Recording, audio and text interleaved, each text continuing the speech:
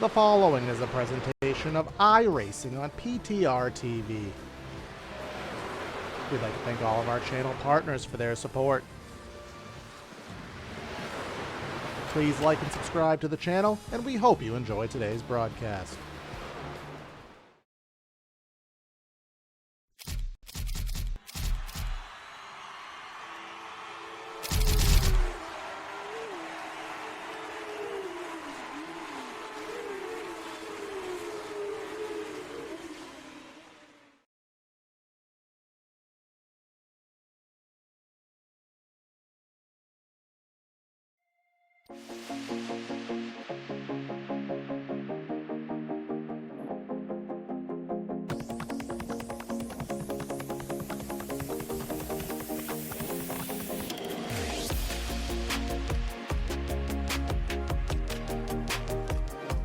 Just 2 weeks ago, the Area iRacing League took to the high banks of Daytona International to start off their newest season.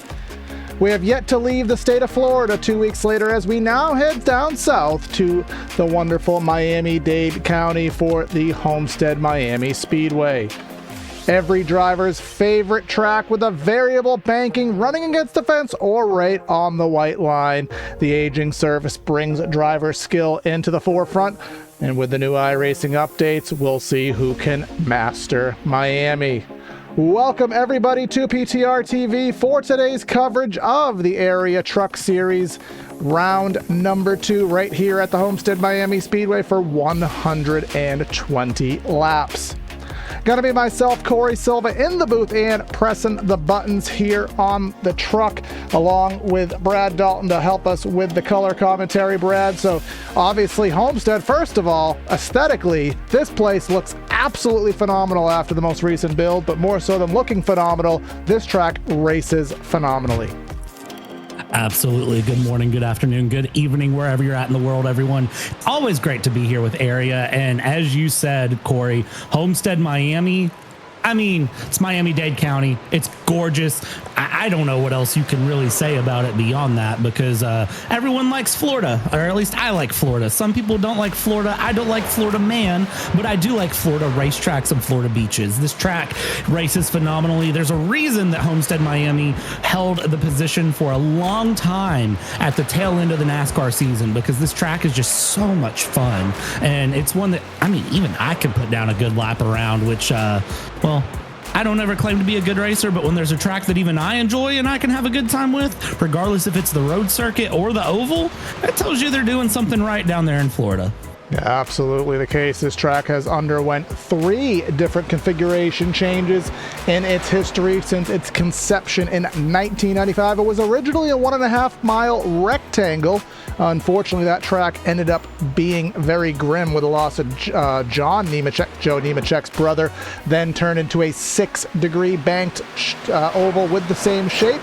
And then in 2003, they dug up the inside of the track, creating those massive lakes that you saw there on our scenic blimp cam, and then added this variable banking. And you know how they tested this track? They tested it in a game before they put it in the real world. I think NASCAR Thunder 2004 was the first ever test of this track before they even had it in the real world. Little interesting tidbits of information.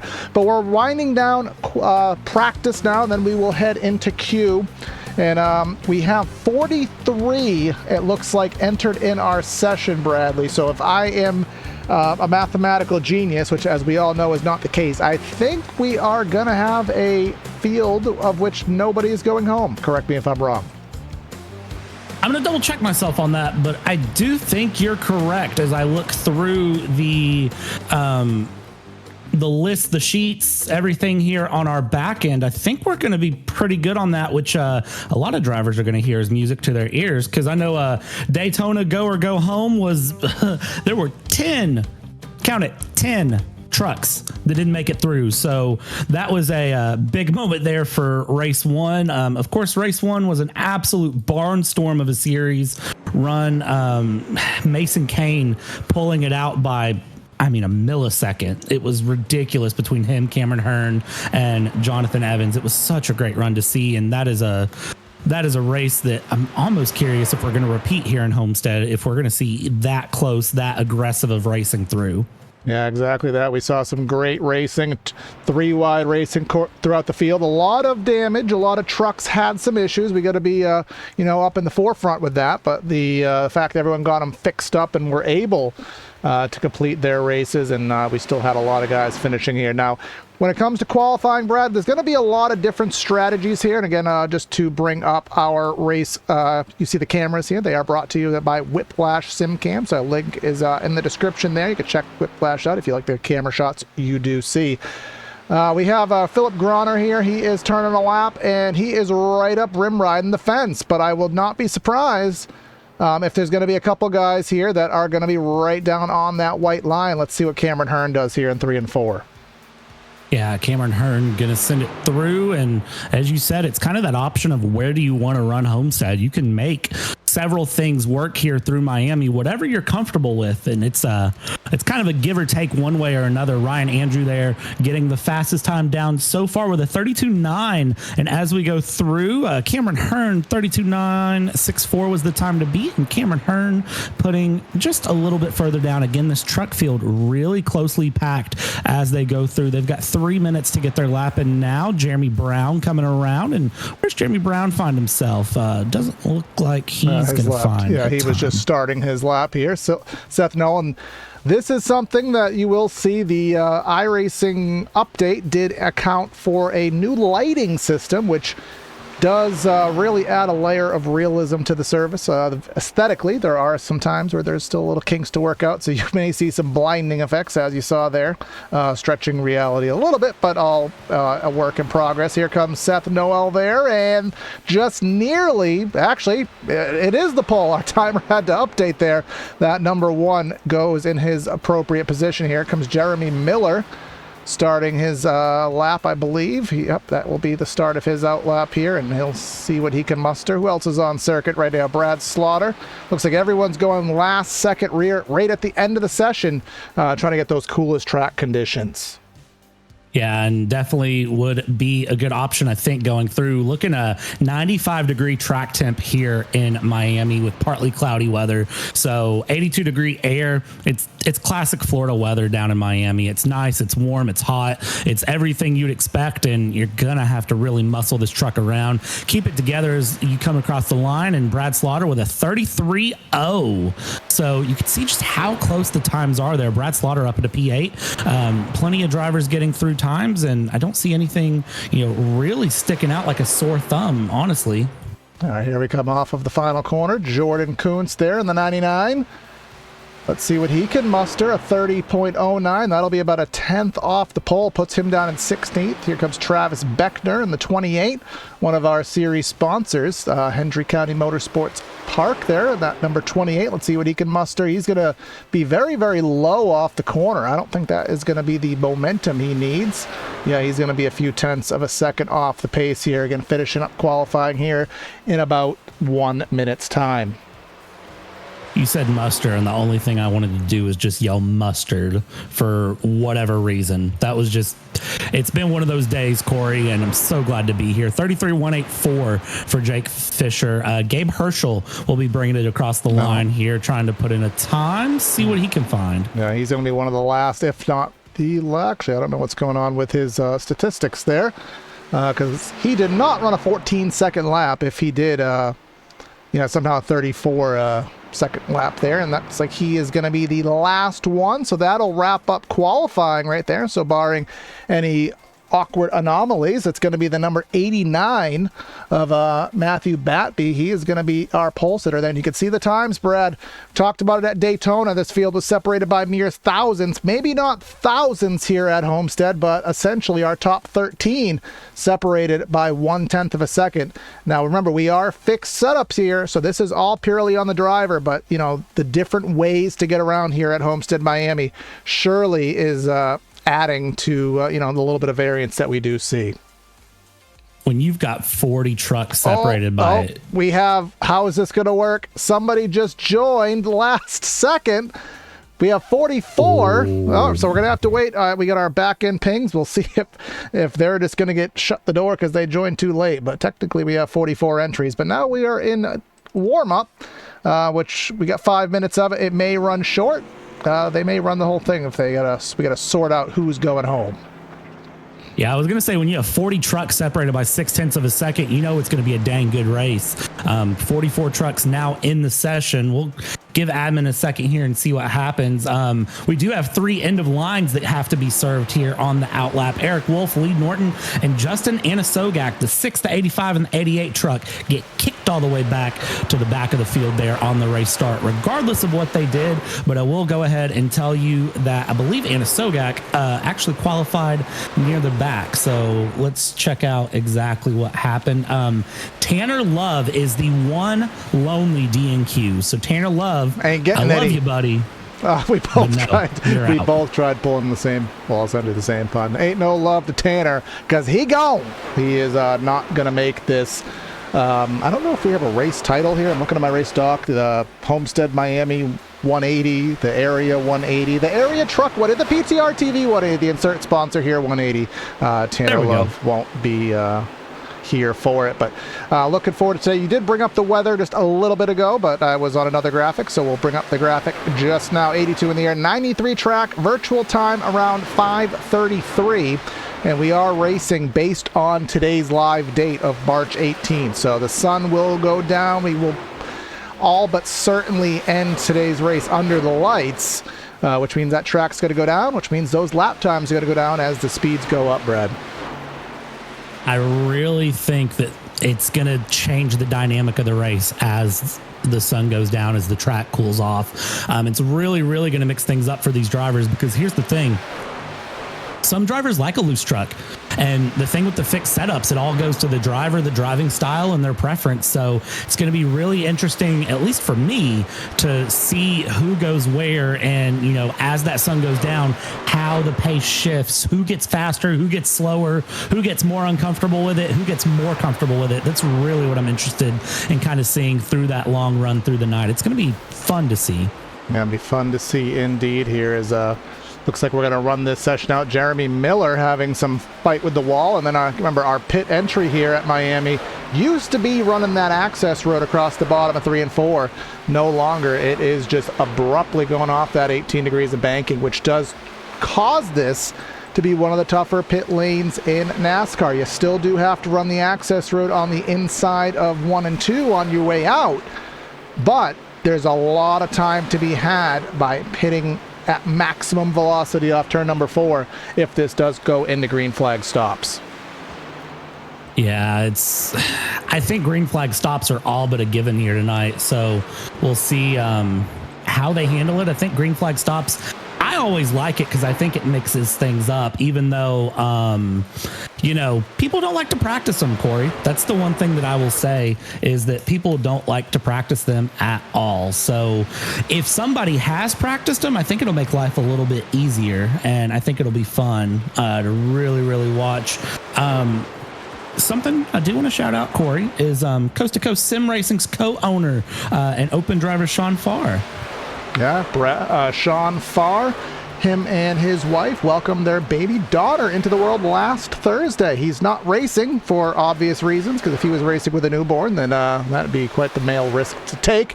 But congratulations to him as a co-owner of the Coast to Coast Truck League. Some trucks will be having some pink spoilers with a little message on them. So if we come across any of them, we will certainly see what that message does entail. So again, just a little congratulations, a little shout out that was requested, so for a good cause. Yeah, and those trucks that you're going to be looking for: Gabe Herschel, Jake Fisher, Tim, let me make sure, Pacioli, and then the last truck you're looking for. It's a girl. Now we know. Yeah, and Brian Mercurio. So congrats, Sean and Hannah, on your wonderful daughter. Hope everything went well, and hope everything continues to go well. And Sean, I'm glad to see that you're not racing tonight. Again, Corey, I think you said it best. I get married in about 3 weeks, and I'll tell you right now, I can't imagine even thinking about commentary.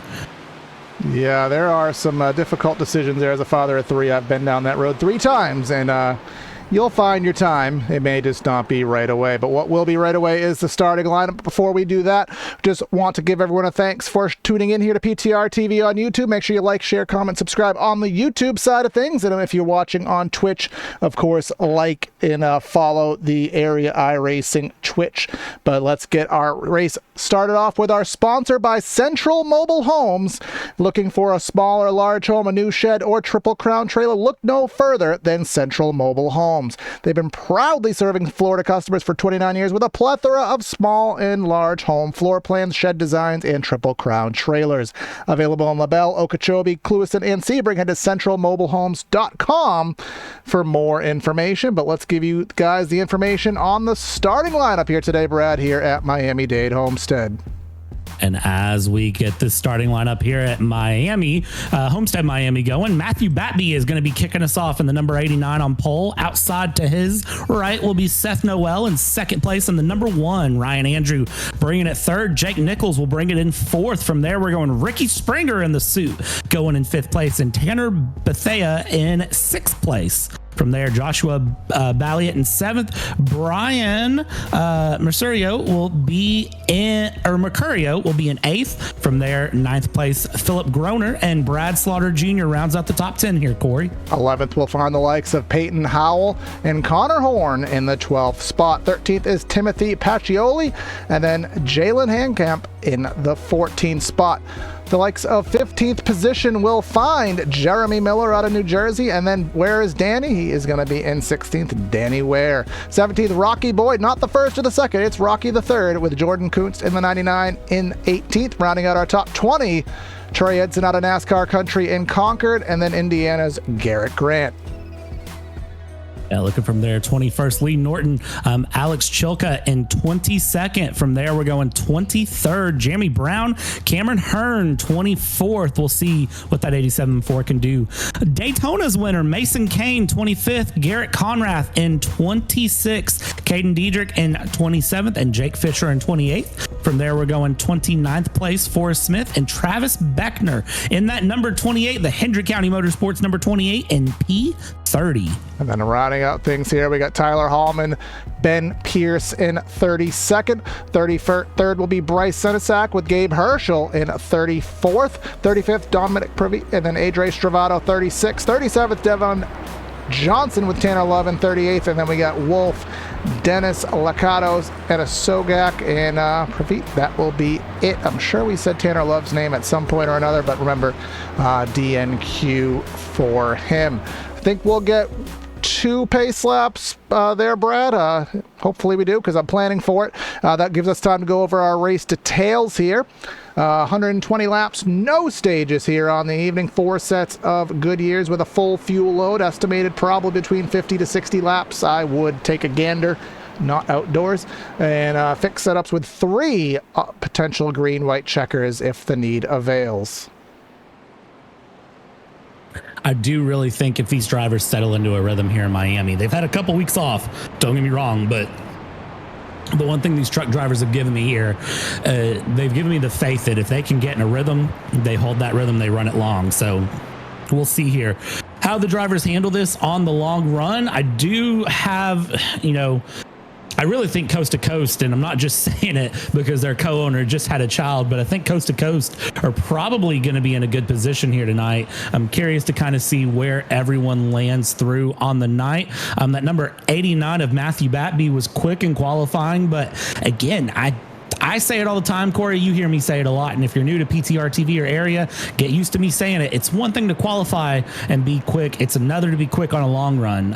The other one that I'm really watching is Lucky Duck Motorsports. They tend to be very confident, very comfortable. We'll see how things go. And usually this is a green flag run track. Last 2 of the last 4 times we've been here have had over 100 laps of green flag running. So we'll see what happens. And again, make sure you like it on Area iRacing Twitch. Catch the Area iRacing Truck Series here on Tuesdays, the Cup Series on Mondays. Make sure you subscribe. You can get your custom emotes for $5 a month. That helps the series out if you're watching this on Twitch. But that pace car is going to take pace truck is going to unwind into the left of the racetrack and then allow this big field of trucks as our pole sitter having some connectivity issues here, but coming off the final corner here into the start zone. Barney's going to get that flag in hand. He's going to get it in hand and he's going to wave it, and we're going to go racing here at Homestead.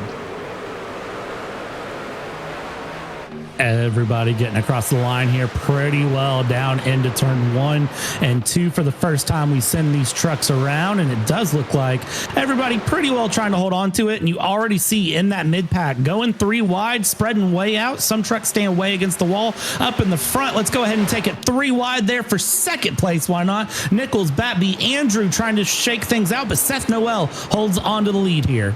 Yep, Seth Noel on that number 1. He's going to clear to the top of the track, but they're going to be 3 wide, not really given the allotted space there. 88, 89, 73.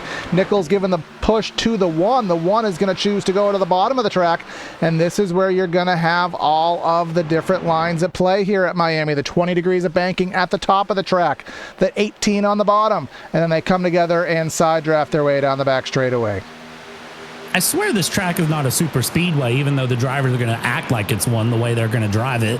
Look at that 73 Jake Nichols running up high. You got the number 11 a bit further back. That's Philip Groner that is going to be trying to grow his way forward here and push things along. Look at the run off of 4 if you do it right. Sends it down there around that 52, trying to make a move. Still side by side. Drivers not getting in a rhythm here. I really was expecting everybody to sort of try to get, single file at least and get this long run started, get this going, but all the way up down the field, we're still side by side majority of the pack.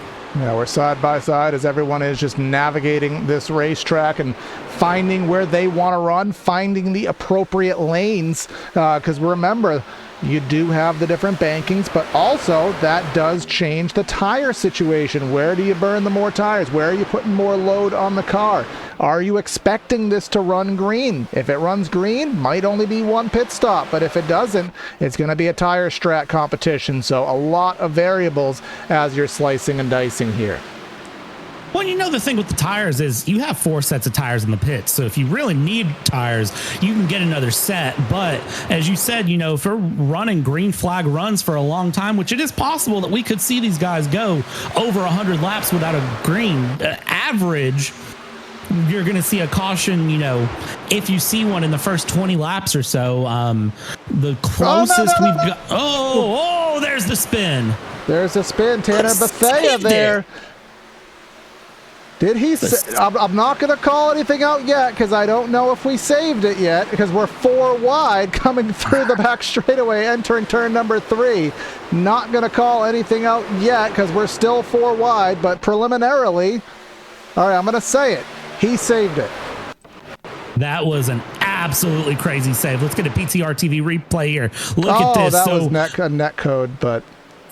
Yeah, blink and look at the 77 save it. Heads up driving from that whole freaking field. Look at that. We went 5 wide for a moment and then came back through. 77 got back up, got a little bit of a shove from the 67, got it going. Corey, I tell you what, these guys are something else in these trucks. Yeah, and that was our Hendry County Motorsports Park replay there showing the number 77.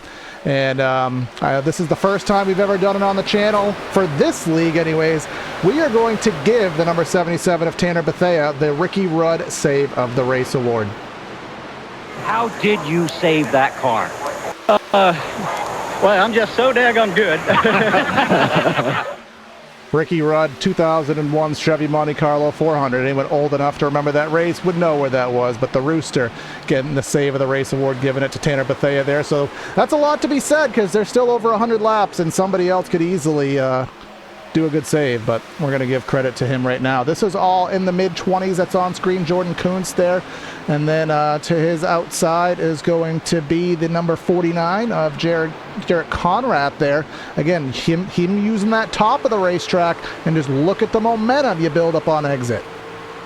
Yeah, that momentum on exit is going to be very important. And then the big thing you have to watch is when you get that momentum, you get up to the truck ahead and make sure you don't, cause any any problems with a tap and a run there, because it's very easy if you get these trucks bumper to bumper to upset the truck ahead. And I don't know if you know this, Corey. Actually, I know you do know this, but I'm going to make sure everybody knows it. These truck drivers have some pretty long memories, and they're going to remember what happened. So if you aren't careful there and you bump somebody, get them loose and send them out of the way, they're probably going to pay you back.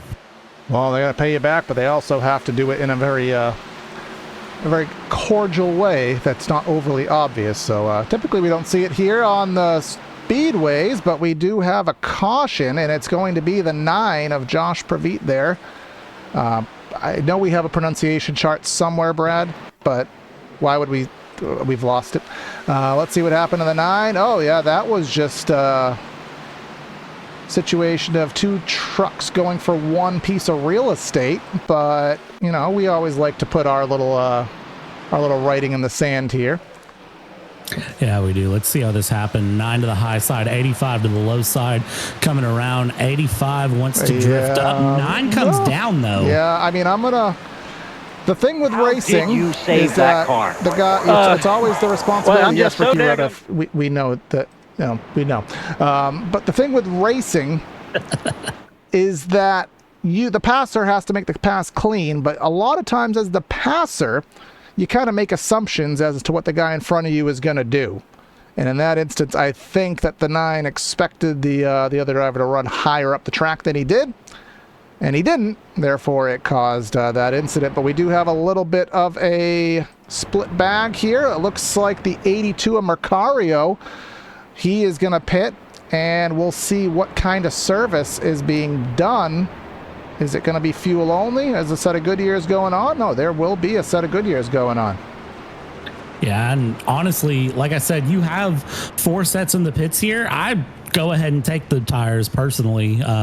If you're under caution, might as well, because there's going to be plenty of time to run that truck back forward. So it's not going to hurt to have some fresh Goodyears on that truck if you're feeling it. Maybe that's me. Maybe I'm wrong in that opinion, but that's just, again, that's what I'd do. I'd go ahead and throw some tires on it, you know, while we're here. And, again, if we're going by the stats, it is possible to see this thing go green to the end. So, ain't nothing to it but to do it. 85 and 9 contact assessing penalties at this time. So we'll get an update from the good old race control telling us what their decision is in terms of fault for that one here in just a moment.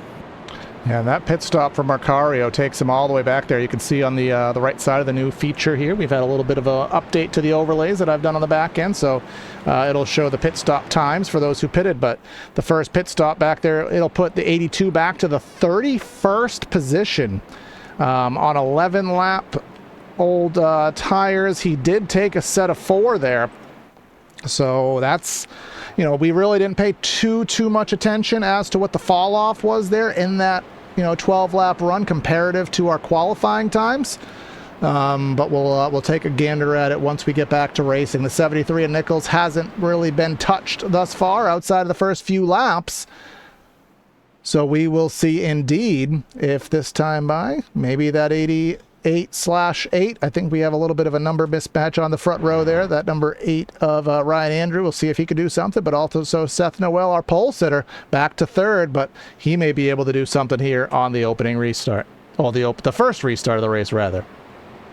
Yeah, it's going to be interesting to really see how they pull this one out. I'm just looking here really quick. You got Jake Nichols and Seth Noel. That's teammates there starting 1st and 3rd. So if they want to play this right, really what they need to do is get with each other and honestly just get each other, bumper to bumper and just run this thing through. If I was them, then you got the 88 and the 89 there, Babby and Andrew on the high line. They're not teammates, but they want to win. So let's see what they do. Green flag in the air.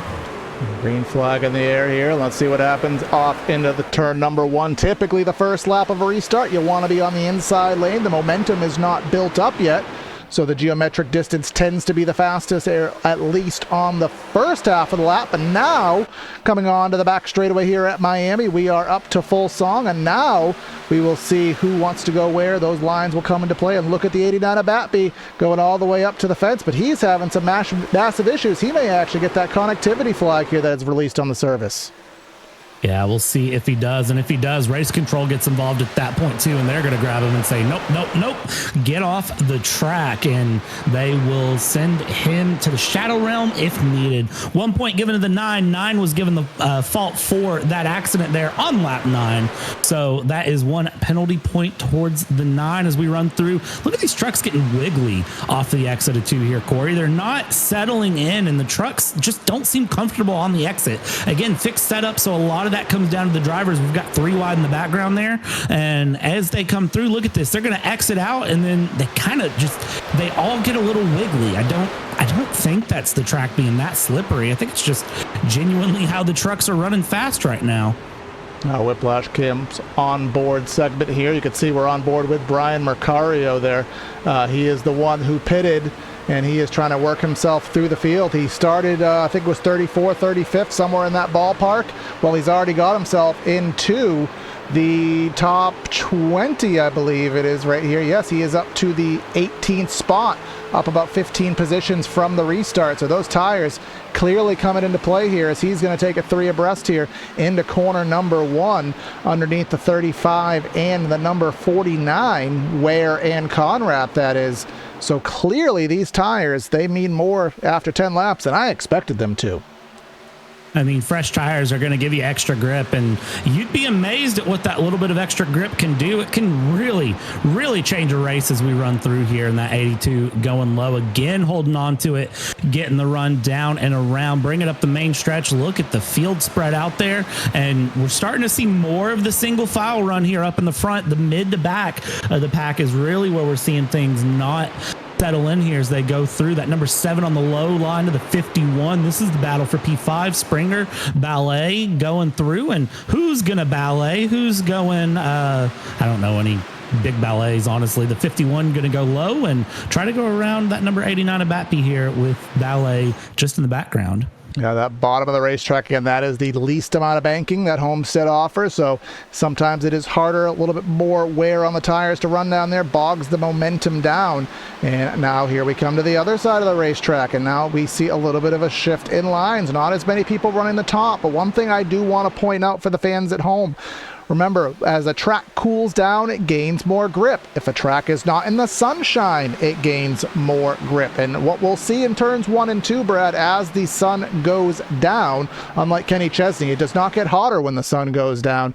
But as that sun goes down, it puts more shadows up against the wall. That causes more drivers to want to run higher and higher as this race progresses. Yeah, and that high line can be the fast line. So as we see that happen, it's going to make things interesting. You can already see the shadow coming through 1 and 2 there right on the corner of the entry of 1. 2 isn't as much, in the shade right now. Look at this. Already seeing drivers shuffle for position up near the front as we go through. That number 60 is going to drop low. The 82's up. The 51, the 89. Springer, Batby.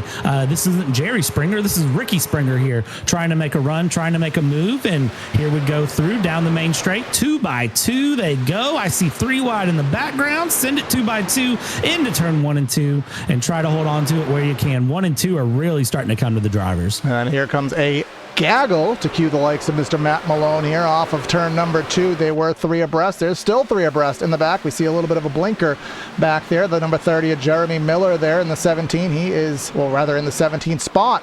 86 of Pacioli going all the way up to the fence there. We talked about Brad Slaughter earlier because I expected him to be in this mix. Nope, you could see him a little bit further up in that red Toyota. Now looking to the inside of Chilcutt there.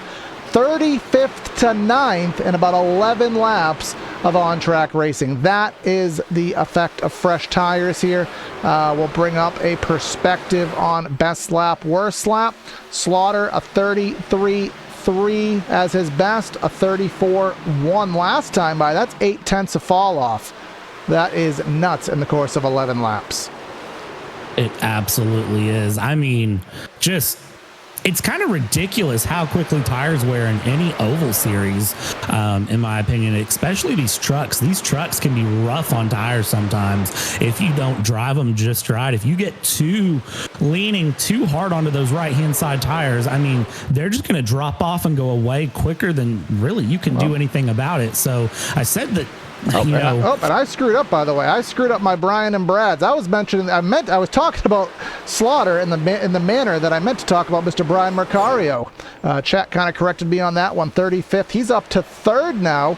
And let's just bring up the lap times here on our ticker. And you can see last time by a 34.1 for Nichols, a 34 flat. And that's after driving up from the 35th position. He still has enough oomph on those tires to run that much faster than the field. Absolutely incredible, as Batby still having some connectivity issues in arrears. Yeah, Batby is definitely not having a good race, and being around him is going to be dangerous. You're going to have to mind the high line, mind the low line. Look at this 3-wide line as they come off of 4 there. That is the 60. That is the Tiltify truck there in the middle, the 60 on the high line. I mean, let's see, Alex Chilcutt trying to hold on and stay chill through, and looks like able to pretty well make that one stick at the moment. The 77, Tanner Bethea, now gets the move ahead, hangs it up there, little wiggle on the exit, and the 60 just a light, the lightest of taps there to the wall. Yep, and you can see everyone is funneling on in here. That 19th of Trey Edson, he is looking to the inside of the 84 of Jake Fisher, who's also looking to the inside of who is that? Jeremy Miller. They're going to be 3 abreast entering turn number 1, but that's not really a fear here at Homestead. Plenty of space to play as they will funnel off into turn number 1, and this gives us the opportunity, as you can see, that number 60 to the outside. Hendry County Motorsports Park Racing is back at that circuit. Join us Saturday, March 22nd to see Thunder Trucks, factory stocks, and more. Tickets are $20 for adults. Kids aged 5 and under are free. Bring the family to the track with their family pack of 4 at $25. The southernmost dirt track in America in Clewiston, Florida, off US Highway 27, HendryRacing.com. A night of fun in southern Florida. Enjoy yourself. But let's go back up to the front. We got battles aplenty here at Miami, as we have missed it as we were following the guys in the back. But Mercario has gone essentially last to first in 15 laps. It's ridiculous the power fresh tires can have. Now my concern really for Mercario is going to be how those tires wear in, if he's pushed them too hard, too fast, if they die. And here is how he got the pass done. Look at this. This is down 2, send it into 3, and the 73, Jake Nichols, I don't even know if Nichols really had anything to fight it. He's, wall hugging at that point, and I don't think he had anything. I think he knows that Brian's got the pace there, has the run, and can keep things going. And to be honest, I kind of don't blame him there. Yeah, at this point, you just, at this point in the run, he's been out for 27 laps. And you have a bunch of guys here, still 3 wide. And this leads you into the part of the race, Brad, where strategy, really comes into play. Do you want to split the stint? And do you want to go, 35 lap segments or something in those lines? Add a pit stop, but have fresh tires? Do you think you want to make it halfway? That's where you start having to do the math, the optimization equations of, is the extra stop worth it, given the tire wear, given the lack of handling? As we go 3 wide again down the back, that's the 19 truck going 3 wide down there to the inside of Edson. But yeah, this is where I don't want to be a crew chief, because those are the decisions to make at these highly abrasive circuits.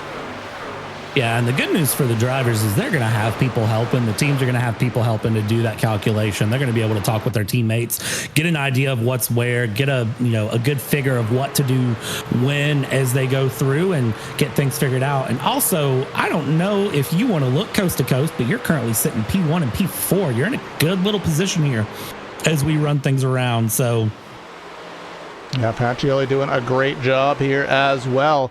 He is on the same strat as the number 82. Therefore, that is what you'd expect as well. Other drivers who did pit on that sequence as well. Mason Kane, last week's Daytona winner. He is currently rocking the 6th position. We got Philip Groner in the 8th spot. He has not moved up as well. And I've seen Philip last season in another league here on the channel. He is someone I expect to be very, very competitive. He's not as much as I would have thought, but there's still plenty of racing to be had. And the only other driver to pit, we do have Edson, who we just followed, as well as Jeremy Brown down to the inside of the track in that number 87 truck.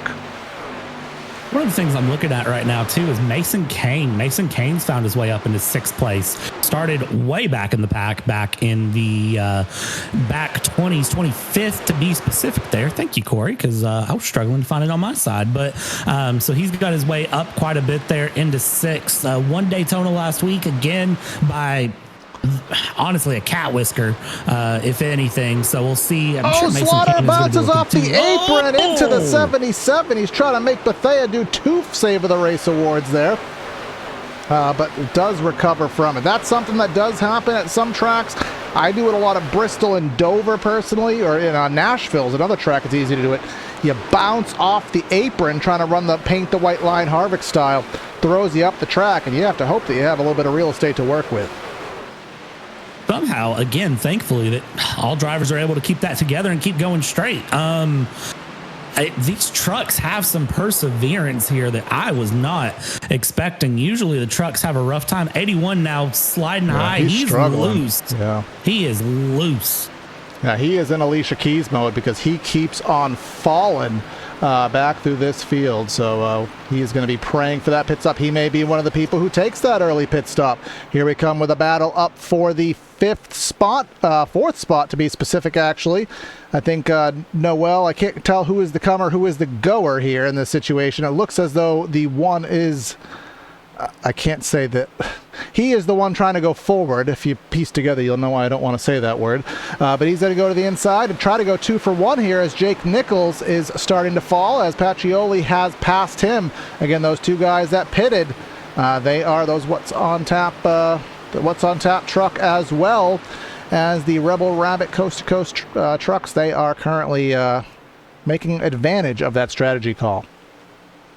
I'm going to go ahead and quote What's on Tap in the YouTube chat. Stop the count. You got 82, 86, P1, P2 here. I'll tell you what, Coast to Coast definitely would love to stop the count. This is their first season in with charters here in area iRacing trucks. So they want to show up and show out. And to be frank, they're doing a good job with those pink wings there. Pink spoilers coming through and around as we hop on board here with Pacioli, the Whiplash SimCam on board. And you can see, I mean, these trucks, they're not slow. They might be trucks, but they are absolutely hauling. Can you imagine taking your Ford F-150 175 miles an hour?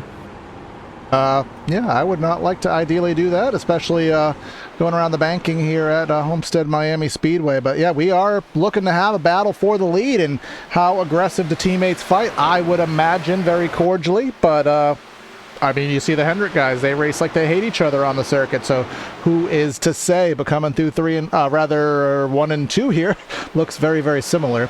Now the sun going down further, the lighting, the blindingness starting to come into play. May actually do another onboard here, Brad, as a matter of fact, because as the sun goes down, sometimes that glare actually becomes, especially with the new update, an integral thing that can actually affect how you drive this place.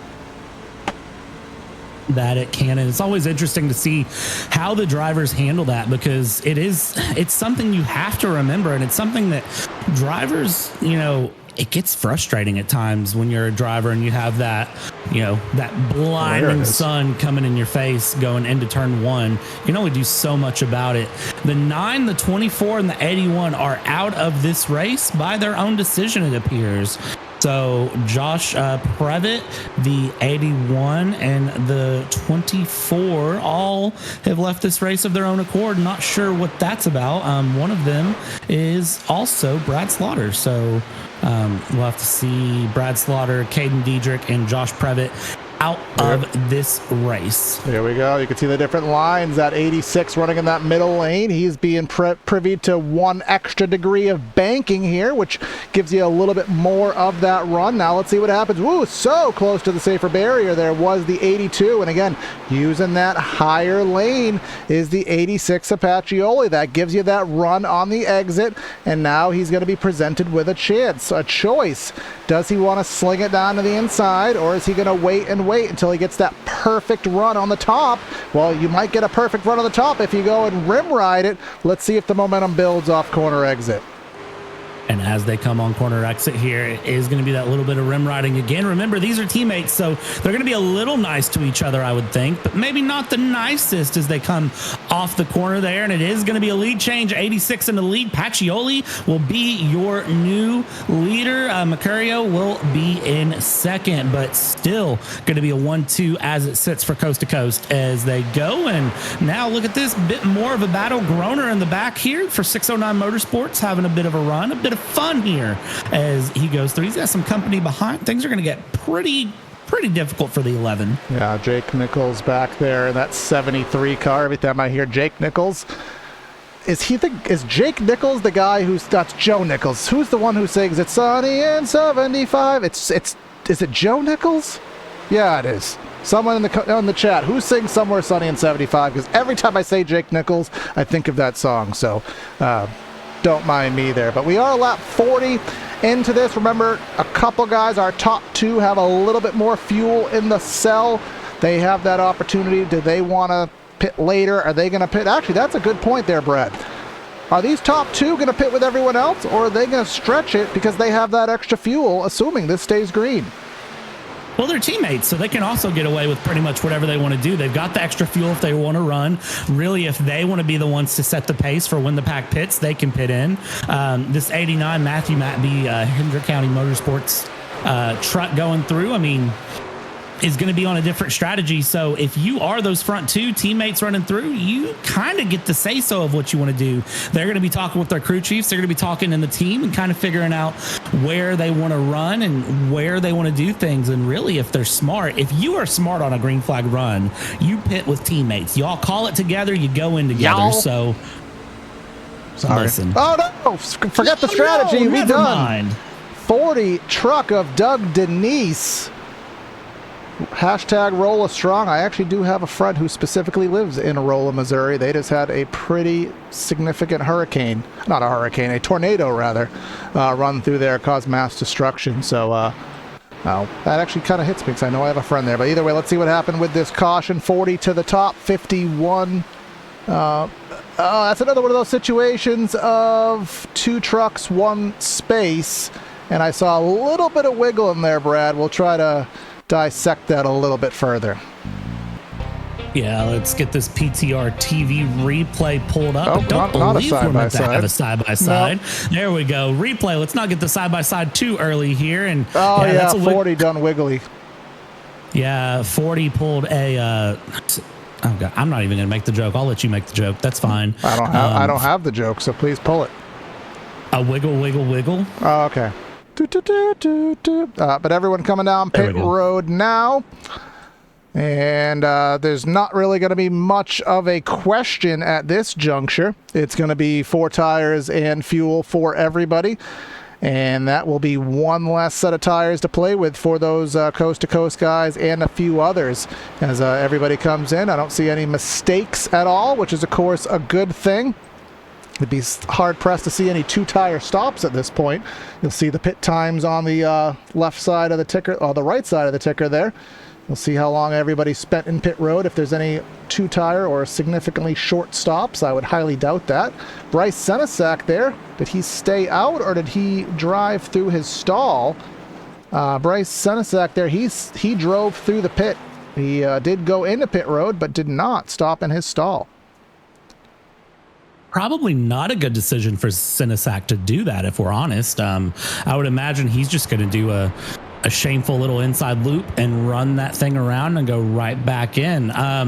42, lap 42, the 40 into the 51. So that is 2 penalty points given to the 40. That is the race control hand down for the decisioning on that one. So that is how race control saw that one. Indeed. Excuse me. You're excused. Maybe that didn't come across. And if that didn't come across the mic, I'm very glad. But if it did, I do apologize. All right, and this we are getting a very short caution flag here as we close in on halfway. Technically, this is a halfway sponsor, but because halfway is right around the corner and I don't want to forget, I'm going to go ahead and do one of our ad reads for Elite Entertainment. Add some life to the party this spring with Elite Entertainment. Located in Boiling Springs, South Carolina, Elite Entertainment provides high-quality band production to entertain at any location, including karaoke, singo, which is a musical bingo, and more. Visit linktree.com/ hopefully you put it in the description for all contact information. If it's not in the description, do not be the person who actually types in dot. I hope you put it in, because there's always one person who listens to explicit directions like that. So, someone's gonna do it. But don't let it be you. But as the pace truck will pull into the pit road, let's have a little bit of fun and let's do some temporarily loud engines.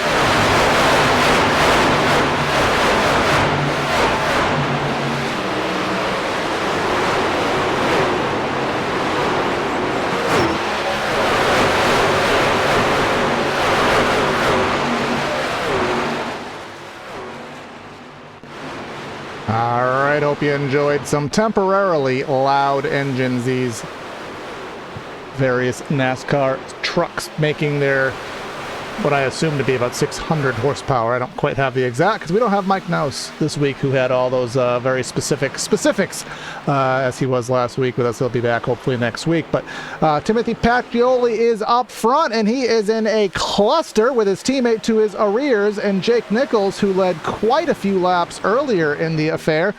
He's led 22 of the laps here on circuit, but he is going to be in the third spot trying to make advantage of those fresh tires down to the bottom, and somebody's trying to make like two trailer park girls and go around the outside. That's Ryan Andrew in the 8. Ryan Andrew there taking it brave, and Mercurio just very quickly shut the door. I don't even think slammed it. I think donkey kicked it shut. 73 of Jake Nichols goes up, and I tell you what, those teammates right there, that 82, that 86, this is some pressure for them. They need to try to break away from the field if they can, but Ryan Andrew just sticking right there for company, not letting things go. Going to run the high line. We're going to go 3 wide for the lead. Now we're going to be 3 wide for the race lead for a brief moment. They're all going to fizzle out here off of the corner, and it looks like the 82 is going to prevail, but here comes that 8 of Ryan Andrew down to the inside here, and make sure we get that here. He's in a clear, but let's see, the 82 may have a little bit of a crossover move. He's going to use the momentum. Is he going to give a bump draft, or is he going to take a move down to the inside? He's going to take a move and just give him a little bit of a bump draft, try to find his lane. Here comes a 73 of Nichols trying to do the rim ride. And that 73 of Nichols again trying to ride up high, trying to make it work. Has a run there off of 2. We'll have some speed. We're wrecking in the background. Where we got multiple around here. I see the 87 around. I see Peyton Howell having problems. I think the 42 of Connor Horn might have been in that, or maybe the 52 of Howell, who I think you said. Jeremy I know we saw Brown. A couple of trucks. We have around. a couple of trucks that are a little off pace here. We'll scour the replay and try to find some answers here. I see the 52 had to, Peyton Howell had to lock him down pretty hard. And let's see what we got going on here. Peyton's in the middle there. Yeah, turn 2 has been very difficult. The 87 of Jeremy Brown. I don't know if he was aware they were 3 wide through that, because it just looked like he kind of came up. Let's go on board from his perspective in that 87. Yeah, and as we're on board with this 87 watch, we're coming through. And I don't think he realized clear. it was 3 wide. And there's a hard lick to the inside. Again, if you know why it's called a lick when you get in a hard crash, good job by the 52 to lock it down, kind of minimize any issues there. But we'll go back to live footage, and don't expect to see any pit stops. Would be a very, very poor choice of tires there for anyone to pit, but if you need to, you need to. I mean, maybe take fuel if you were going to drop in. Few takers, the 40. And is that the 6 with the right hand side going up there? Yeah, that's Eric Wolf. Denise, there's the 6, the 90 of Devin Johnson. Again, a few guys have had problems. Again, the 94 I'm quite partial to, because again, 94 is the personal number when I do race myself.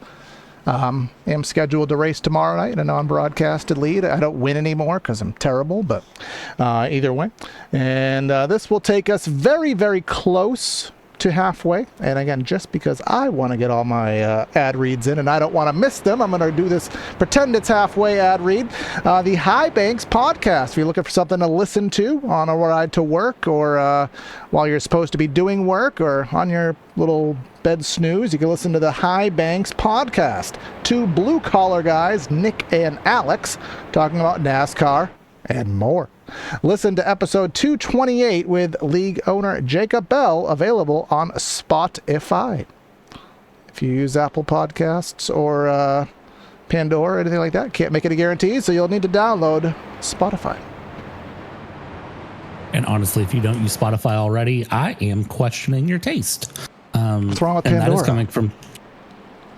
I can't use Pandora, but also my Spotify was recently hacked, and I lost 10 plus years of history on Spotify. And let me tell you, I have never been so upset than having to rebuild my playlist, my listen history. I have my Spotify so tuned to a T. Listen here. I had my iPod song count tied into iTunes. That was built in 2007. I want to hear nothing. I lost my iPod playlist, and I cried about that when I accidentally threw a hard drive away. Note, never throw a hard drive away. I don't care what is wrong with your computer. Never throw a hard drive away. It's the first build I ever did. Stupidest mistake. Never do it again. Tips from Corey here as we come through 3 and 4 for the restart. See, here's the thing, Corey. Like, everyone has to make a mistake somewhere, but you know what? I can't judge you on I'm not that. the guy that had 100 Bitcoin on my hard drive and it's in a landfill somewhere worth $5 million. I'm not that stupid. But either way, let's get back to the lap number 55 restart that is here among us. Coming through that Geico soon-to-be Echo Park restart zone. Green flag back in the air. Let's go racing again here at Miami. And we go back racing. Look at that. We already see 3 wide. I see him spinning in the background already. But we're still green here. So we're still good to go. We're still rolling. Ryan Andrew in the lead. That's the 85. What happened to the 85? We didn't even get through first 2 corners. Is this just a case of the checkup? The wiggles? What? A little overzealous there in the 60 department, unfortunately. Yeah, that was a bit of a help is what that was. So come back live. That 30, we saw the 30 trying to have a bit of a duck, a dig there. Jeremy Miller up early on. We jump back up. That number 1 of Seth Noel is still trying to make a move. We still have trucks being pretty aggressive. Still going 3 wide here up front. And still you have the 82 and the 86. The coast-to-coast drivers, they want to get back up in the lead if they can, but they're back in traffic, which they haven't been for a handful of laps now. We'll see how they handle it. Well, we'll see how they handle it indeed here as here comes on board with Jake Nichols there in that 73, trying to use that momentum. There's that sun I talked about, and I'll tell you, if you're in virtual reality, not sure how many of these guys use that VR, that sun is literally blinding that turn 1 very awkward looking grandstand that got updated, much to everyone's benefit there, protecting you from that blindness. But the 73 really doing that rim ride, and if you're new to the iRacing service, that rim ride is basically done via air. When you get basically what you do is compress the air between your truck and the wall when you get that close to it. That creates a pseudo bubble. That bubble essentially acts as a cushion to keep you off of the wall and maximize your speed. That is actually simulated within the iRacing service. So to run that pseudo Tyler Reddick Larson line, it is the most difficult but yet rewarding thing you can do. It really is. And the one thing I will tell you too is if you really just want to slam it on the wall, don't do that. They fix that where that won't happen. So I 0 out of 10 recommend making that move and that decision. But you know, if you don't do it just right and you're not comfortable with it, it's hard to do. It is very hard to do, but it's very rewarding when it's done right. Absolutely the case. Here's some good racing all through the field here as we are just now approaching halfway here in our efforts here at Miami in the 180-mile affair here at Homestead. And remember, we will be live tomorrow. Well, no, they will be live on Sim TV tomorrow night for a dirt series. I don't have the exacts of it off the top of my head. I'm sure somebody will probably put it in the chat and I can tell you guys. But you can check out Sim TV for a league affiliate dirt race tomorrow night.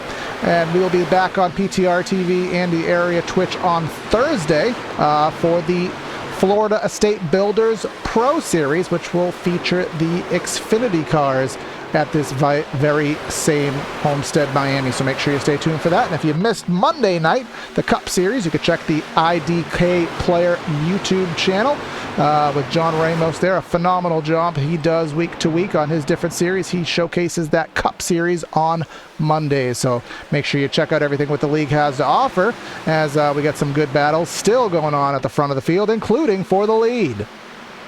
Yeah, that battle for the lead continuing along. Mercurio trying to run that high line on the 82, do the wall ride that you talked about, and get that truck up to the front. Has the run on the back stretch. Just slot. No, it's actually going to send it low into 3. I thought he was going to just slot in there and kind of follow through 3 and 4, but no, sends it low on 3 and 4. Wants to get the run, wants to get the move, but that pseudo 88 of Ryan Andrew has a bit of the pace there. Gets that done and fins it off for another lap. Ryan Andrew in the lead here. Send it into 1 and 2. And what's going to be the game? Well, try something different here if you're Brian. If you're that 82, you didn't make it work that lap, try something different this lap. And confirmation, it's the VDRA Pro Late models at Bristol Dirt. That'll be what's on Sim TV tomorrow night for a 50-lap affair. But some good racing going on through the mid-pack of the field, and just looking for names through the field that we have seen in different places. Names we haven't seen. Garrett Grant, a name I don't think I've spoken of once here today. He is in that 5 truck, and just as I say, that massive wiggle, and the number 49, Garrett Conrad, but Garrett's on screen, one for good, one for bad. That 49 looked like he took a lick to the outside wall there in 4. Hopefully no damage accrued from that. Doesn't look like any damage from what I can see on my side as these trucks come running down and through. This lead still not done. Mercurio trying to make this move stick if possible. I mean, giving it the old college try, which is about all you can do. Mercurio sending it through. Andrew to the high line. No idea how old he is as he goes up around high. Does he hold the high line here through 1 and 2? No, he brings it down mid, and he's going to shuttle in behind the 82. Try to do a little bit of a crossover here and try to make that stick. That 73 of Jake Nichols to the high line, though. Watch out for that 73. And I got to watch out for that 73 because I'm just like Afro Man. He got high there through 1 and 2, and he's going to keep the train going through 3 and 4, all the way up there against the fence, trying to rip that speed. 86 Apacheoli trying to go down low as the top 2 side drafting each other for the battle for the lead. That's just going to allow everyone to close on in there. They slow themselves down battling. They go from a 2-truck battle to a 3-truck war. Oh, and nearly some contact. They are really pinching each other hard there to the bottom. Here's the thing. If you're Brian Mercurio, you're probably okay with this because your teammate's in 4th place, Pacioli, who you were just running with up front 1 and 2, and y'all were pulling a gap on the field about a caution ago. So if you can get away with it, get your teammate in the mix here. Send Jake Nichols on back. Jake Nichols, that's the rim ride we were talking about coming through, is going to have a massive run. Drops it down low there under Ryan Andrew. Has the run through. Can he get up for the lead? He's going to send it to the inside. Not able to get the pass done. Is going to hold it in a second. And Timmy Pacioli, keep your eye on that 86. I'm telling you, that 86 is in for blood. Yeah, I thought he was going to do a Bob's your uncle and go 2 for 1 there, but that opportunity fizzled out. But they will continue to battle as is. That 73 really has that top working. the things that I worry about the long-term reservations of it. Is that going to be bad on his tires? Is it better on his tires? I know it can technically go either way. Look at the 82, try to do the draft break there all the way down to the bottom. You'd think it's shades of the Indy 500, but that may hurt his entry into turn number 1. And look at the 88 taking the line away from the 73, but he can't run it that same way. Yeah, I mean, you got to give it the try, though, honestly, because you're playing a dual game here. You're trying to defend ahead. You're trying to look behind. 88 drops it low there. Ryan Andrew, 82, Mercurio's going through. I mean, look at this. You couldn't put a sheet of paper between those trucks in the middle of the corner. And the 82, Brian Mercurio with the run. Look at that. I want to say the 73 pancaked the fence, but if he did, it didn't slow him down at all. Now everyone is going to be right up there and rim riding here at Miami. All three of them through the arrow push, through the blindness of being inches off the back bumper of the guy in front of him, all running that absolute rim line there here at Homestead. Top 4 in, Matt Batby in the 89. He's starting to close in. His connectivity has improved. Maybe a 5-car battle with some sparks coming off of Andrews. Yeah, 5 truck battle shaping up quick, and where there's 5, there's 6, there's 7. I mean, this could get real close, real fast. Look at this as Ryan Andrew is still running that low line. Pacioli there into 3rd place as it goes, and look at that mid-corner drop down. Now that's a brave little move if I've seen one. That is some comfort in the truck. That's some grip in the truck. 1 and 2, they've had that shade for a while now. That track's cooling down just a little bit in 1 and 2. Look at this, side by side, just enough room, and now you are going to have the coast-to-coast drivers in 1st and 2nd place. And let's look at this here back in the early teens. We got Stravato, Horn, Conrad. They're 4 abreast here entering turn number 1 here at Miami. They'll fizzle down to a modest 2x2, but that 42 of Connor Horn really haven't spoke of him too much here today. He didn't start too well back on the 36th spot. There's Stravato and then Connor Horn. He started 12th, actually. I'll take that back. Read my graphic wrong. As all of this interrupted by the caution flag. And where's Forrest? He's down there to the inside of the back straightaway. Is this going to be the same wreck 3 times, Brad? Yes. I'll very simply answer that one as a resounding yes. Here's your replay coming through. And what happens? Well, that 6 has a mega run on the high line, bounces off the wall. We're 3 wide, try to give each other room. He just done got loose. Yeah, he done got loose. There's nothing he could do about that one. Thankfully, these are not the car of tomorrow, because that truck would have been upside down as soon as it went past 90 degrees. Well, I guess the next gen technically would fall in that category as well. This puts us in a position 49 laps to go here in today's insert sponsor here, 180 for the Area iRacing Truck Series at Miami. So everyone will be able to finish this race out on fuel from a pit stop at this juncture. Just a matter of whether that's the decision that you want to make.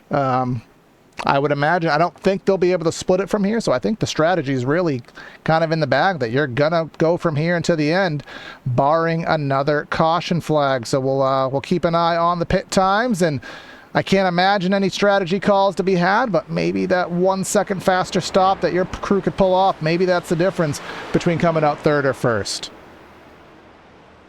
And I'm going to be real honest, if it's the difference between 3rd and 1st, you're going to be...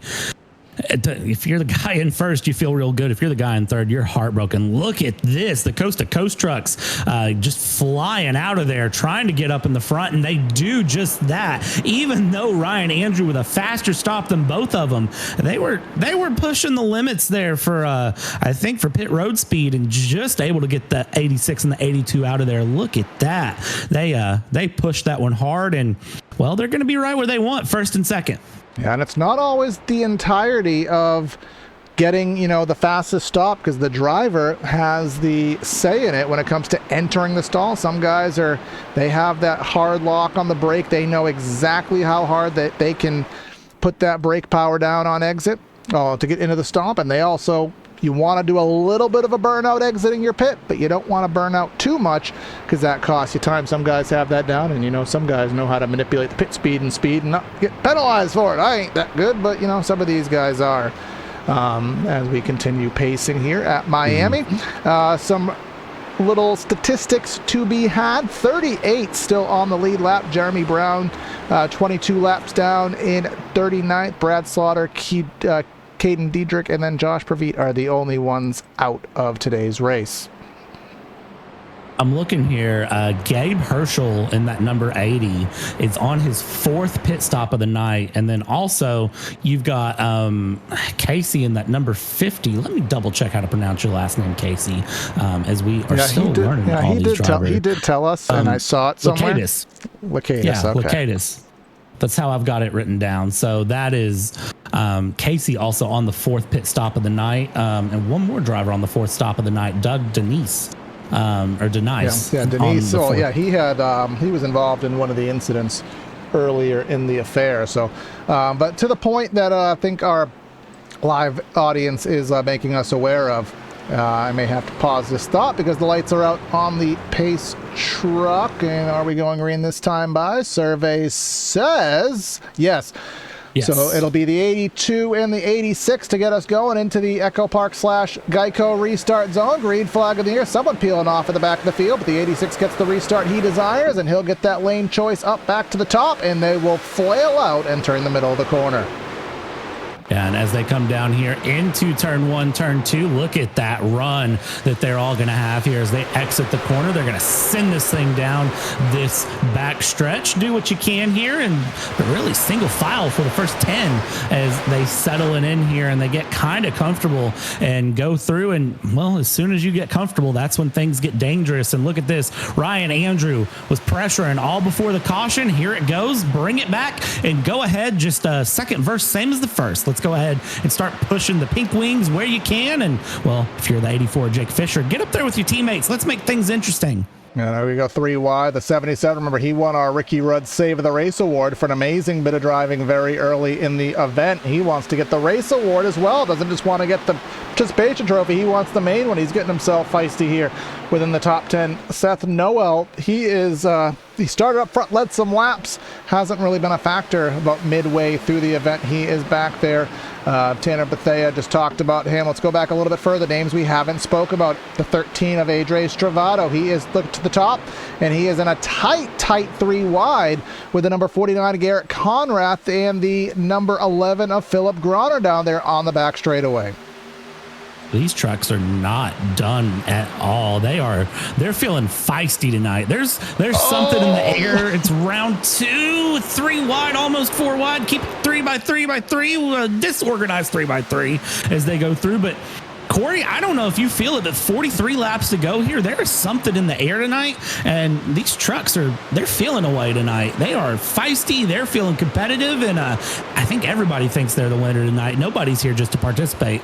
We got Garrett Grant there in that 5 truck. He is trying to make himself known here in the event as everyone is figuring things out. 52 going all the way to the top. That's Peyton Howell. He was involved in something earlier, but he's all the way rim riding the fence. Usually you have to wait a little bit later in the run to do so, but he is going to try to do that right now. But looks like the 8/88 of Ryan Andrews, he is trying to make something happen. Everyone using the bottom, but as we talked about earlier, Brad, the sun going down, the shadows going across turn number 1 and 2.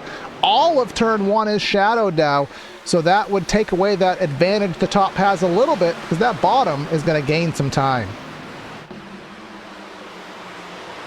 If I can remember to unmute as it gains some time. You see that air temp 81, track temp 89. It was in the mid 90s when we started, but that's measuring at the front stretch. So even then, the front stretch losing a little bit. That turn 1 and 2 going to be significantly cooler. I'd say it probably would be down more around 80 degrees if I had to guess, if not a little bit less, as they run through and continue around. Keep things pushing, keep things moving. Ryan Andrews still looking for a pass. That's the 11, the 49, and oh God, who is that with them up there on the top line? Because I see the 31, the 99 taking it 3 wide there down the back stretch. Now they sort that out. They get things moving. Behind them is still just a little bit of it's a cluster. There's a mix of cars here. Jordan Kuntz keeping things together. Somebody's tapping the wall on the front stretch, and we just, again, I really expected everyone to just kind of go single file, get a little quiet, and get this thing running through. 40 laps to go, but no, everybody wants in the front as fast as possible.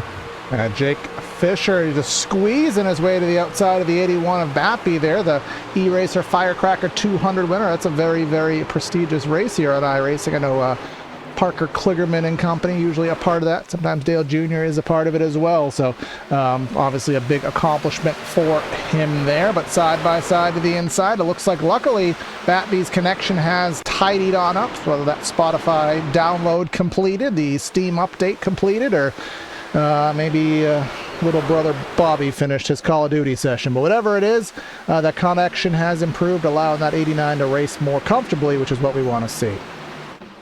Yeah, I mean, if you're trying to play Fortnite and race, it can be hard. But once you get off Fortnite, usually the racing, you can get a little more competitive, a little more together. So good to see those connections settle in. And as we get ready for the long run, Jake Nichols there slotting up. Now the fronter listening to me. See, now the commentator sounds like he knows what he's talking about. Everybody going single file down the front stretch, and then through 1 and 2, kind of run your different line, try to make a pass. And when you come out on the exit of 2, get back in that single file run and clear things up where you can. Couple people going to be doing some passes, but this front 4, they want to play the breakaway game. Look at this, but that 73 Jake Nichols is really liking that high line in his truck. Everybody else trying to run low mid, but Jake Nichols likes the high line there. He gets the run, and then it's kind of, again, super speedway style, bump draft it down the front stretch, bump draft it down the back stretch, send it into 1 and 2, everybody fan out a little bit, get where you're comfortable, and then repeat it through 3 and 4. See, sometimes I know what I'm talking about. Yeah, broken clock is always right twice a day, huh?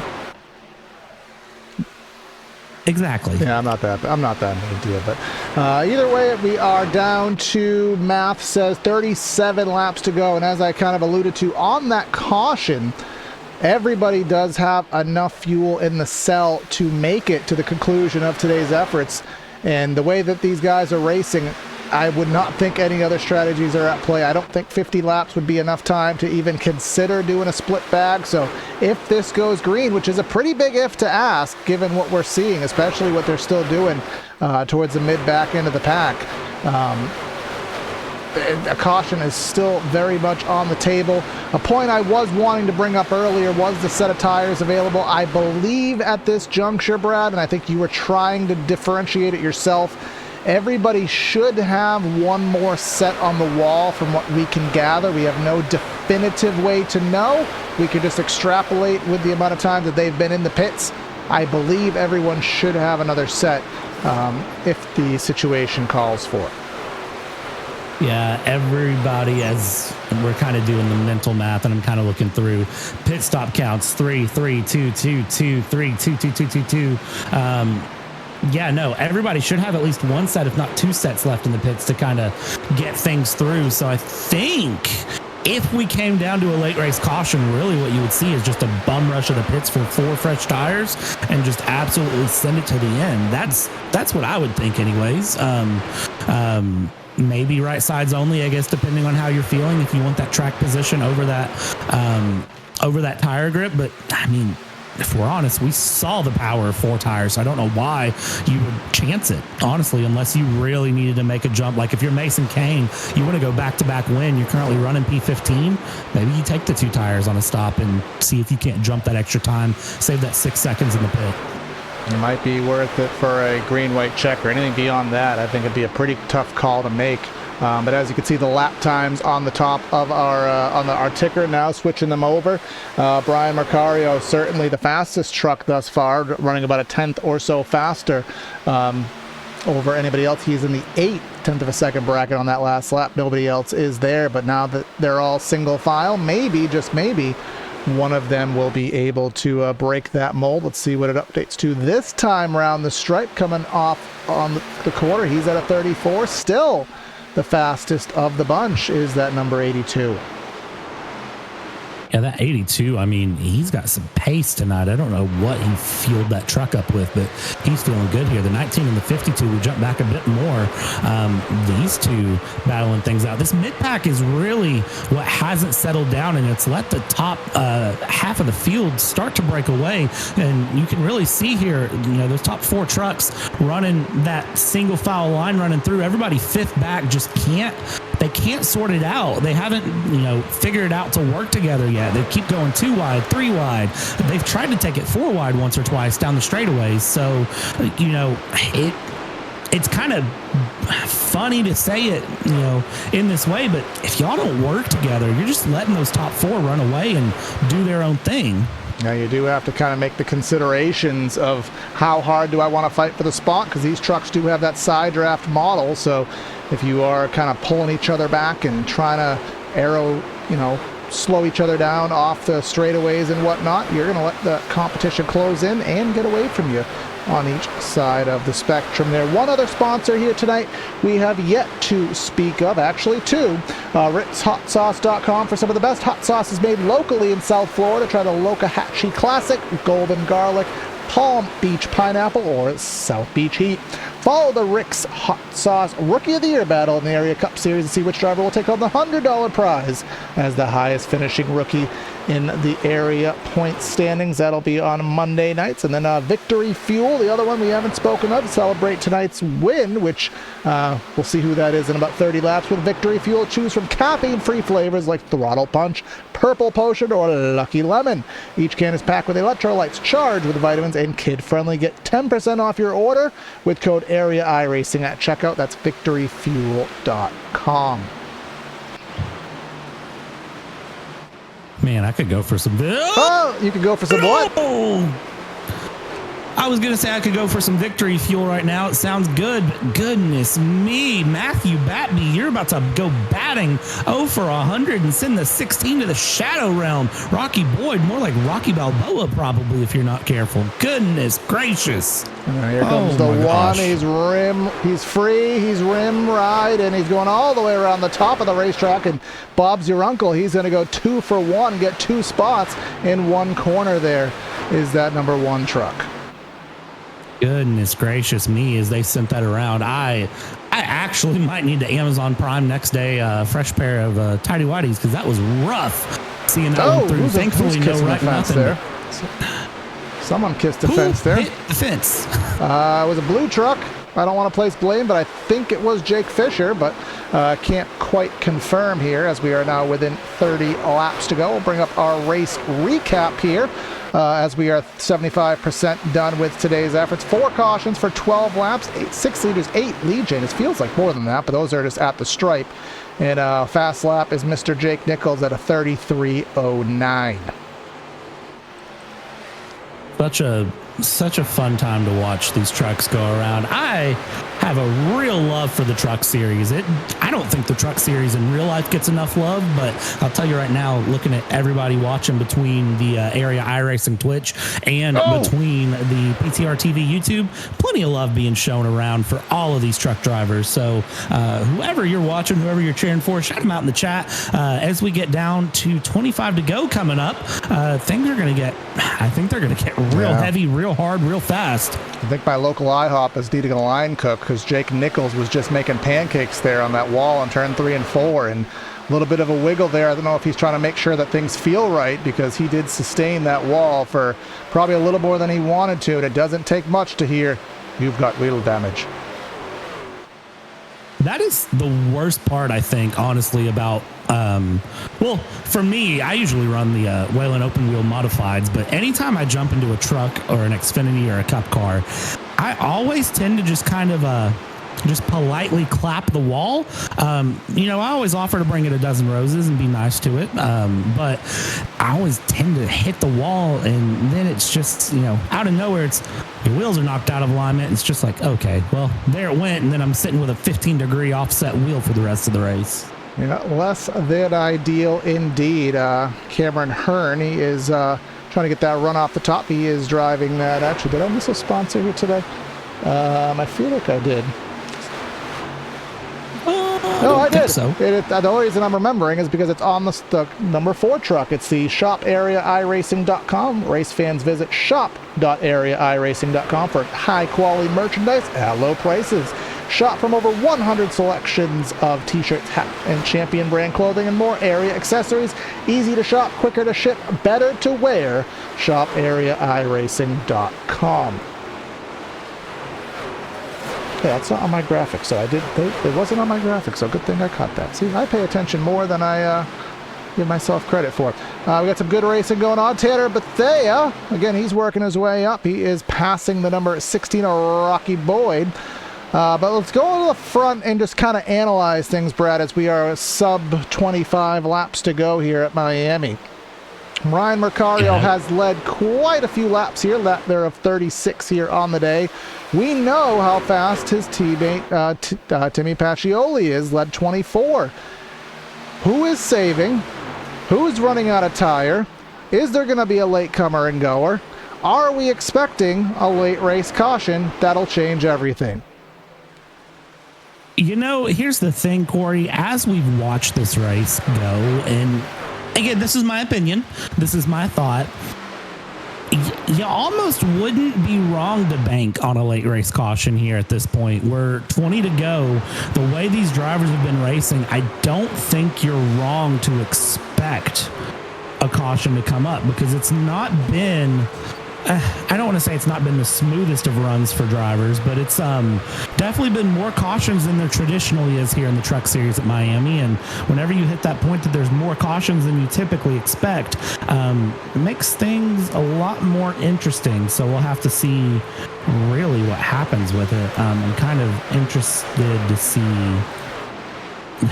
what happens. I would think probably 10 to go. I'm going to expect something to come up. I just don't know exactly what. We'll see indeed. And as Mr. Golden Sun, it is shining down on turn number 4 there. You saw the onboard with Ricky Springer. We'll get an onboard with somebody who we haven't really spoken of too much here today. 7 of Josh Valiant there. And yeah, that's less than ideal, that grandstand there. Protecting. Now the sun is basically done, and then you can see that absolutely hideous grandstand that iRacing has updated. Again, the iRacing season build just came out on last week, I believe. A lot of iRacing tracks NASCAR tracks were updated to current spec. Of course, they're going to be in the new console game. Homestead got its about 5th graphics revision, but we lost some grandstands, gained some new textures and fancy things and 3D fences, but now that hideous Turn 1 grandstand makes its presence. Like, just take the whole thing down at this point. Do you really need those condos that bad? No, not really. That's my answer. That Dover did really. The same thing there, and I don't know if Dover's on our schedule, but Dover did the same thing in 3 and 4, chopping the grandstands off and keeping the condos. And a little bit of seats, but what am I? I don't know track financials, nor am I an architect, so can't tell you that. But we are sub 20 laps to go here, and some good racing going on here. The 15 all the way up against the fence, nearly kissing it, but not quite. Who is that 15 truck? As that is Forrest Smith. He is the first a lap down. He is going to be in the camp of, yay, let me get a caution, because he wants that free pass. But soon to be said if we'll see that, because up front, I'll tell you, I don't see anything else happening up front. Again, there's not going to be a fuel situation. It just seems like Mercario, he is just going to have this thing wrapped up, barring any last-second circumstances. And remember, he's a pro driver, so he's supposed to be up front dominating this race, and that's exactly what he's doing. Yeah, I mean, if you are, a pro driver, you're absolutely pretty much looking at this and you're saying, you know what, why am I not winning this? And then you go and you win, because that's what you want to do as we watch these drivers continue around. What I'm really interested to see at this point, 17 laps to go, who can respond to the drivers up front? And to be frank, I just don't see anyone responding at the moment. These guys up front have just pulled a gap of nobody's business out in the front. So it's really fun to watch them run through. I'm going to do you a solid, okay? You ready for this? Yeah, hit me with it. You've said that you want to be frank 3 times already. Yeah, because I do want to be frank. So it's me in the booth. If you're just joining, it's me, Corey Silva, in the booth doing the production as well. And I got Frank Dalton here helping out with the calls here today. There we go. I'm glad Corey understood my request there as it went through. I mean, you just got to get that Frank name coming through. So real nice of you to find that one for me, Corey. I appreciate it. Yeah, if there's a joke to be had, I will go ahead and find it here. As even though things have fizzled out, we'll always find some 3 wide here near somewhere in the field. Rocky in that 16. Where did he start here today? I feel like he's been up and down all over the place here. 17th up 10. Still a good day if he can hang on to that top 10. But Peyton Howell, remember, I think he was the first caution. And is he pulling a Homestead slider move? Yes, he is. He goes elevator bottom to top, does the reverse elevator, goes and clears Joshua in that number 7 truck, but now he loses the momentum in doing so, but the 7 will not make a crossover move. Yeah, 7 not able to land that crossover, settles in behind the 52 of Peyton Howell. Joshua Ballet there trying to find a move and get things done as they continue along. Still looking side by side through the field. More action through the field than I really thought there would be with 14 to go. I really was thinking drivers were going to sort of settle it in. Danny Ware wearing out that low line in the 35, bringing things around, having a good little action of it, trying to make a battle, and you just at 3 wide. That's a brave move here as we're 14 to go. Drivers, they're trying to find every last bit they can. Mason Kane tried to kind of put Chilcutt into a less than ideal lane into turn number 3. Tried to ride him down there, but 31 just had no avail to do so. 60 had too much momentum, but now he's going to try to fight for it on the bottom, as just behind that Troy Edson there. Connor Horn, he has had an up and down day, and that number 42, 09 of Bryce Senesac, he hasn't really had anything of note today. Garrett Grant, Doug Denise, Lee Horton, he's been involved in a caution. We got Casey, was it Lacatos? Is that Lacate? You had found this earlier, but just trying to go through and show these other drivers. Yeah, so that is, I got to find my pronunciation one more time. Lacatus, that was close. There we go. Yeah, you were close. Closest battle up front right now is going to be for the likes of the 3rd spot, as Seth Noel has closed in on Ryan Andrew. And now where is he going to go? It looks like the 88's going to clog the fence. Therefore, that leaves about 30 feet of real estate to the inside, of which Seth Noel has to make use of. He's going to try to get to the inside. Now he's going to try to get to that left rear. I thought he was going to try to side draft him. Wasn't quite there. He's going to have to figure something out, because I don't think that 88's getting off the wall. Yeah, no, that 88 and that wall are absolute best friends as they run it through. And honestly, it doesn't surprise me to kind of see that be the situation here. That sun has went way down, Corey, here towards the last 11, 10 laps. There's a big old sunset going on here. And as we're not surprised, we're racing through. Really thought we were going to see the lights come on, but looks like we're just not going to get close enough there. As apologies to everyone watching for the flashbang there that just went off with that sun, but just imagine what the drivers are seeing as they come through there. Really can't see anything on that exit to 4. You're kind of blind spotting that onto the wall side by side, the 88 and the 1 go, Ryan Andrew, Seth Noel. And again on that exit of 2, well, the 1 just slots back in. He's trying to make a run, but just not really able to make anything stick right now. 10 laps to go. 84 and the 77 side by side here, coming through turn number 3. Little bit of a slider, little bit of a dive attempt, trying to go off and shut the door. He'll do just that. Now look at the wiggle there from the 84 of Fisher. That'll kill any crossover move. The lucky duck machine of Tanner Bethea trying to pull off the jackpot at the moment. The 77 in the 7th spot, but look at them squeezing a 3 wide now. That's Groner to the bottom, trying to find a space that didn't exist, and he's trying to throw his hat in the ring to gain some positions. Yeah, Philip Groner definitely trying to make a move there where it's possible. And, 9 laps to go. You got to make something stick now. You got to make it count where you can. It's very hard to do at this point, but you just got to make it work if possible as we send it along and on and continue things through. Look at this. The 1's going to drop low to the 8 of Ryan Andrew, the 88 there as they go. Send it around the low line and get things past. Is it clear? Is it clear? Oh, there's a slide. Yeah, there is he's not at the playground, but that was a slide there off of turn number 2 there, and that'll make that right rear tire mad. But is he more mad than the tire where he can offset that lack of grip? It doesn't look like so, because he has another wiggle there off the corner. This is for the 3rd position. Timothy Pacioli, he was about a half second back, and then it's just grown to now almost 2 seconds. 82 and 86. I know team trucks up front, but as I know a couple guys, I think Denny Hamlin had said, the worst person you can lose a race to is your teammate, because you have all the same availabilities, all the same information, all the same strategy, everything is the same, and when you lose to them, it just hurts that much more. Yeah, it's one of those that it's really, really difficult too. If you're the leader right now, if you're Pacioli, you're 1.7 seconds back. And really the only thing you can be asking at this point is, what could I do different? My teammate's up in the lead, just absolutely having the time of his life. What could I be doing different right now to be taking the run to that 82? And to be frank, with 6 laps to go, the answer is nothing. You can let this run open up, whether it's, we'll find out in post race, if they hold positions for the next 6 laps, we can ask, hey, what was the difference between you and your teammate in the lead?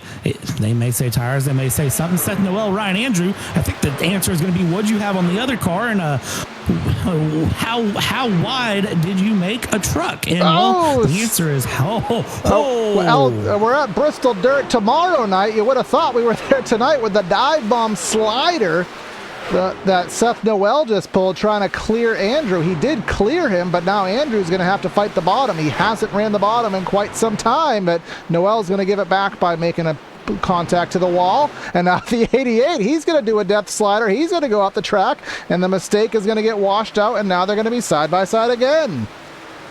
I talk to the drivers a lot in Discord. I hang out in the Area iRacing Discord, and I post messages, and I chat back and forth. And Seth Noel specifically, I'm going to call you out for this one, because I posted, hey, it's race day. And Seth Noel goes, word of the day, slide job. And I believe Seth Noel is living up to the name here. Look at this. Drop it, drop it. Oh. Yeah, I think that was a little bit crossed up. Maybe a little bit of contact happened there. While they were crossing each other up, we'll get a very quick look at it, because of course we are very late in the efforts here today, but we'll try to get a look at that from some perspective. They're going down, they're going up. Yeah, he kind of crossed himself up into the wall. If that was a basketball move, I guess he got his ankles broke there, if you want to say it that way, but that'll kill that battle off, and we will go about 3 more miles of action here as we quite literally drive into the sunset. Yeah, this 82 Brian Mercurio is going to be feeling really, really good. And again, if you missed it at the top of the broadcast here, of course, Coast to Coast Racing's co-owner Sean Farr and his wife Hannah welcomed a daughter into the world last Thursday.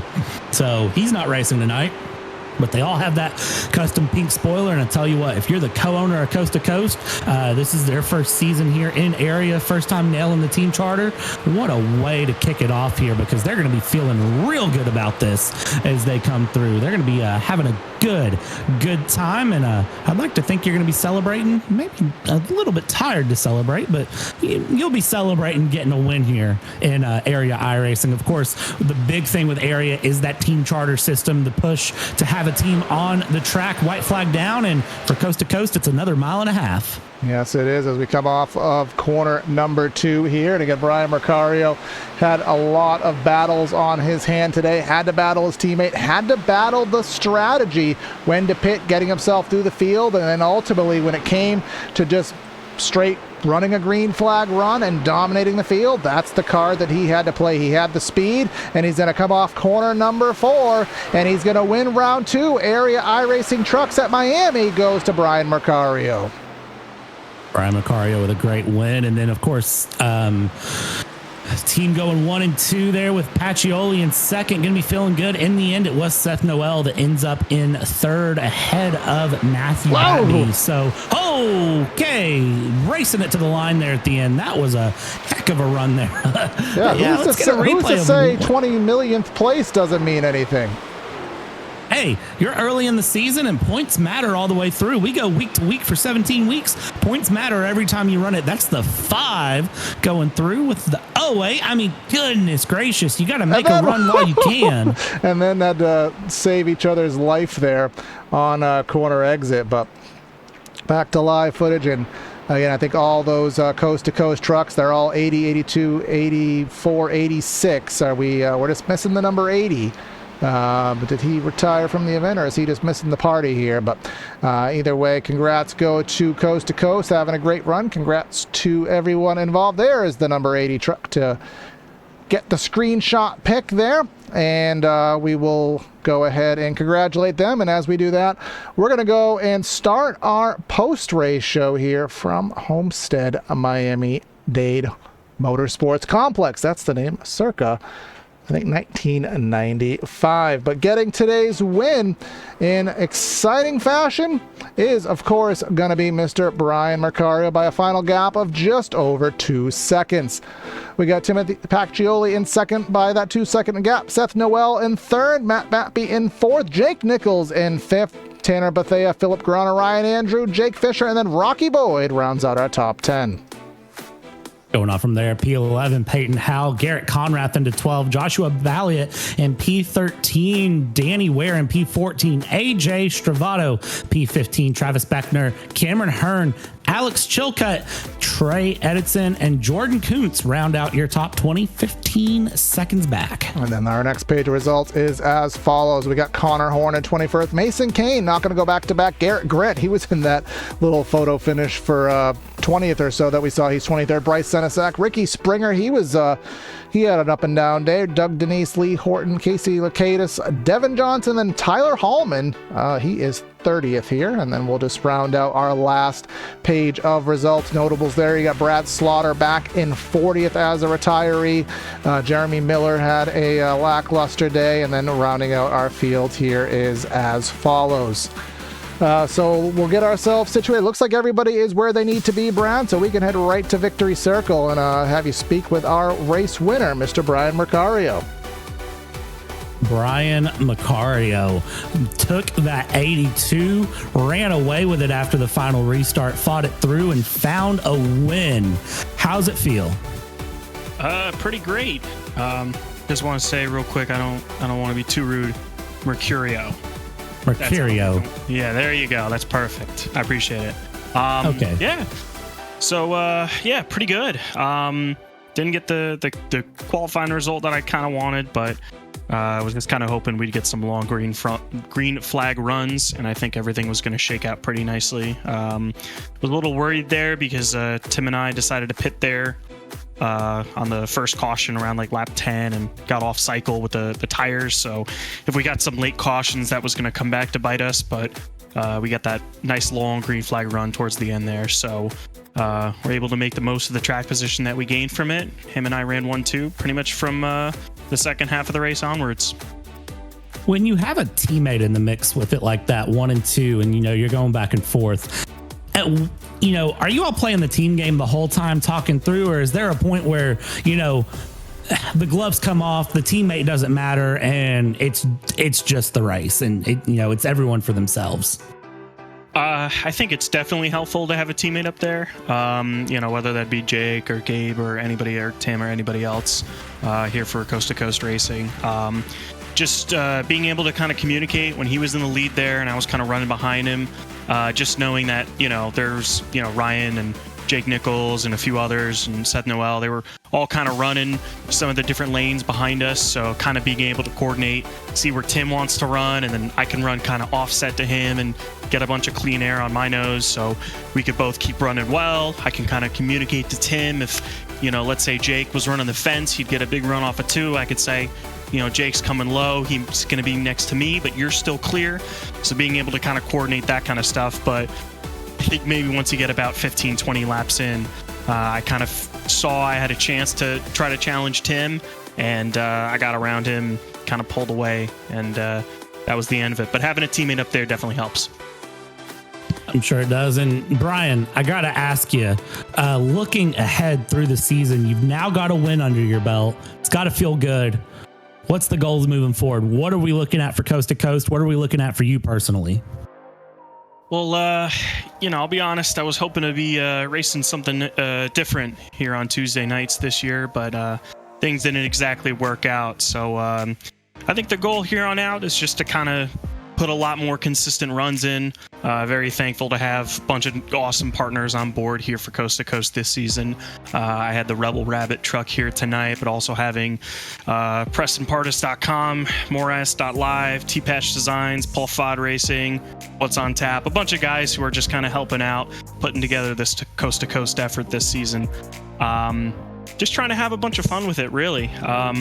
Truck's always pretty fun to race. New to the area league here. There's a bunch of familiar faces that I recognize here, but just to have a good place to run here with a bunch of my friends here with this coast to coast startup against a good amount of competition, and just have fun with it. Seems like a good bunch over here.